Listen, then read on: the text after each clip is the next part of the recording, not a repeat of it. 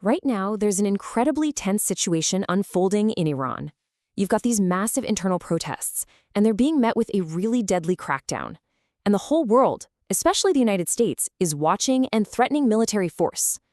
This is a story that starts on the streets but escalates all the way up to the highest levels of international power. To really understand what's at stake here, we have to start with one person, Erfan Soltani. He's 26 years old, and he has become the face of this crisis for thousands of people. His story is really central to everything we're about to unpack. So, what's the official charge against him? Waging war against God. Now, in Iran, that is not just some dramatic phrase. It's a specific legal charge, and it carries the ultimate penalty. So for Erfan Soltani and so many others like him, the stakes could not possibly be higher. So let's start with this first section, a life on the line.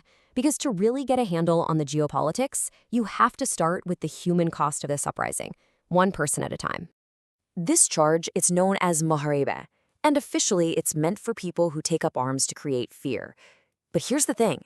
Human rights groups argue it's being used as a tool really to just crush dissent, with the death penalty hanging over the heads of protesters. So in Erfan's case, rights groups are reporting that he was arrested during protests, and then he was allegedly denied a lawyer. His family was simply told he was sentenced to death, with an execution scheduled for January 14th. This complete lack of due process is why activists around the world are raising the alarm.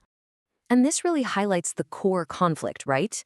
The government calls it waging war against God, but groups like the National Union for Democracy in Iran say his only crime was asking for freedom.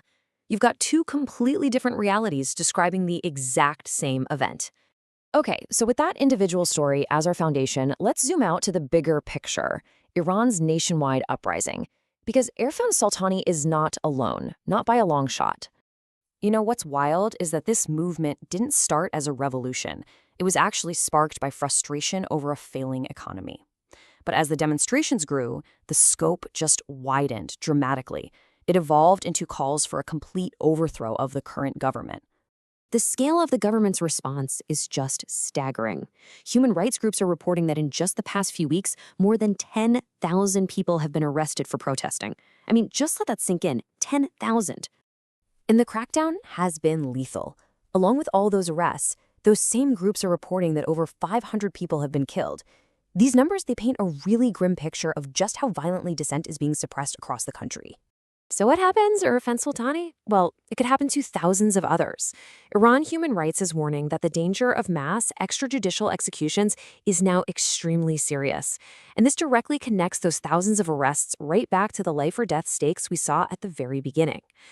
Now we have to bring in the international dimension, America's threat of war, because the situation inside Iran has prompted a very, very forceful reaction from the United States. The message from the US president was, well, it was completely unambiguous. Better not start shooting because we'll start shooting too. This was a direct warning to the Iranian regime that how they handled these protests could trigger a military response.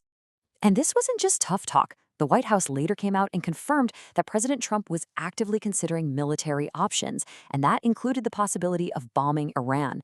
This moved the whole situation from a war of words to a potential armed conflict.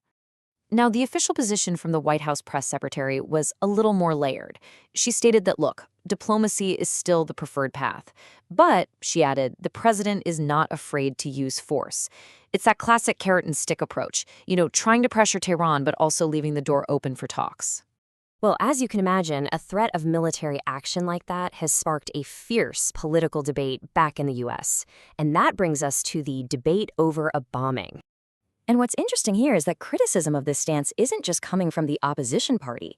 Republican Senator Rand Paul argued for non-intervention. He questioned whether it's really America's role to get involved, which raises a pretty fundamental question about US foreign policy. So let's just break down the two sides here. On the one hand, the White House sees this military threat as a way to protect the protesters. But on the other hand, critics are worried that an American attack could totally backfire and cause Iranians to rally around their government. They also bring up a key constitutional point. A president isn't supposed to just bomb another country without getting approval from Congress. So you put all of this together, the protests, the crackdown, the international threats, and it's all led to a truly volatile standoff. All the pieces are on the board, and right now, it feels like nobody is backing down. And I mean, just look at how quickly things escalated. We're talking about a matter of days. Protests got more intense on January 8th. The U.S. threatened a military response on the 9th. The White House confirmed it was serious on the 12th. And it all leads to the 14th, the day a 26-year-old protester is scheduled to be executed. And Iran's response to these American threats? Pure defiance. The Iranian foreign minister stated flatly that Tehran is fully prepared for war. And that just raises the chilling possibility of a direct military conflict between the two countries. Which leaves us with this final, really unsettling question. Inside Iran, people are demanding freedom. From the outside, there's a threat of war. When these two powerful forces collide, what happens next? The future for Erfan Soltani, for Iran, and for the entire region, well, it's all hanging in the balance.